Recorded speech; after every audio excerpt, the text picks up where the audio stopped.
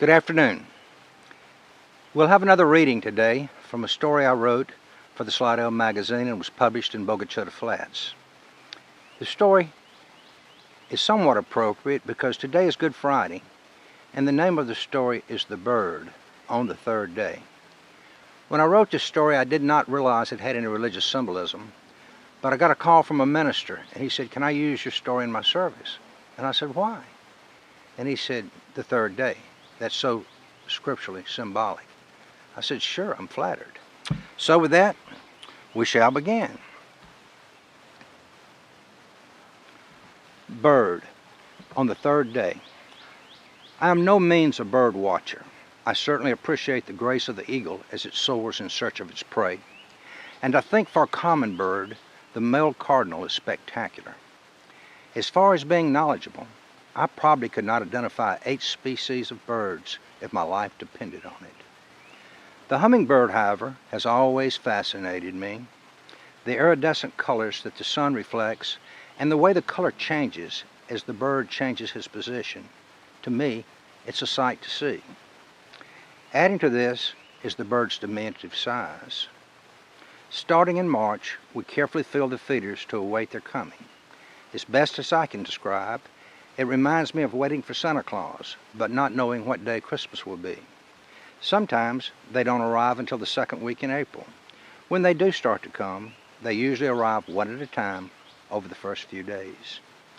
I am told they come from Central America where they winter.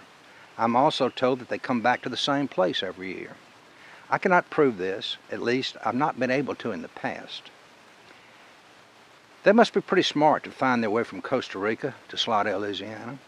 Someone once told me that they attach themselves to the back of wild geese and get a free ride home. But of course, that's not true. They also are smart because they will avoid your feeders if you have cats present. We had a cat for about 2 years, and our feeders were void of hummingbirds. When the cat passed away, the birds returned.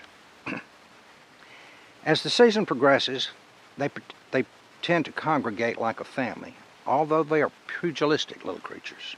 They dart at each other, try to run each other off the feeder, and they even appear to try to spear each other with their long, sharp beaks.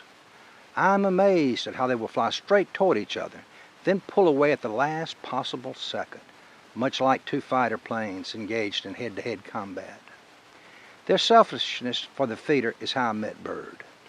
One afternoon I was sitting on the patio, and the hummers were in a feeding frenzy. They would buzz me as if to tell me that I was in their space, and then bear down on one another and attempt to claim sole position at the feeder. I can't say I saw it happen. I didn't, but I heard it. But when I looked up, it was over. I suspect that one of the hummers actually did make contact with Bird and knocked him into the glass window. What I did see was a heap of small feathers on the patio. There was a hint that there was some life left as the feathers quivered weakly from the small body beneath. Now, there's a fine line between being humane and being cruel. I've never exactly been able to place the act of putting an animal out of its misery appropriately. I know this, and I don't like to do it. Sometimes you have to. Why couldn't Bird have just died on impact with the glass? But he didn't, so I had a decision to make. I went inside looking for a soft cloth. Little did I know that I picked up my wife's scarf that she brought back from Venice. That's Venice, Italy, not Venice, Louisiana. Not a cheap one either. As delicately as I could, I slid the cloth under the bird and took him inside. It was my intention not to touch him. I was hoping that he was just stunned and would regain consciousness if left alone for a few minutes. He didn't. I decided I would examine him to see if I could see any visible injury. I stroked his head as gently as I could, and to my surprise, he began to respond. I know he made eye contact with me. I lifted his wings, and I could see no apparent damage. I could feel his heartbeat. It felt like it was as big as mine, but beating so rapidly, I couldn't even count the beats. Quickly, I made up some sugar water. When it cooled, I took an eyedropper, and to my surprise, he drank it voraciously.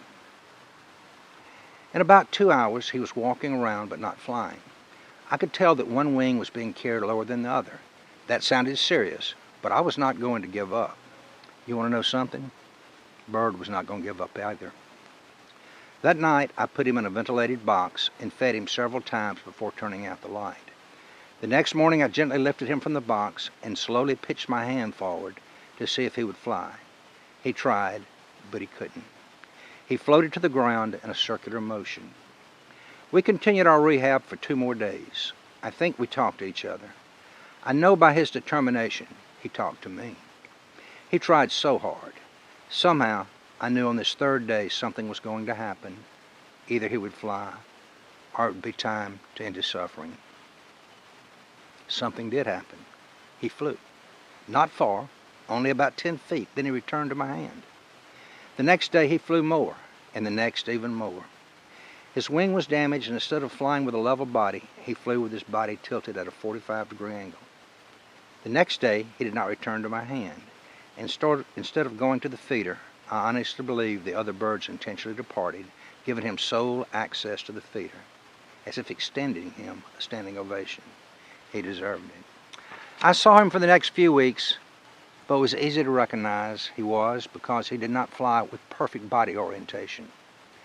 Then it came that time of the year when they all are gone. That was last year. This past March, I waited patiently to see if he would return. Did he have the strength to make the overseas flight? Did he fall prey to some larger species? I waited and I watched. In late March, the first hummingbird arrived. It was not him, or at least I could not tell if it was. As the days passed, more came. Still no bird. Weeks passed, and I had to face the realization that bird had not made it. Finally, after a month, when I felt all the birds that were coming had arrived, I looked up and saw a bird in flight to the feeder. He flew slumped to the right.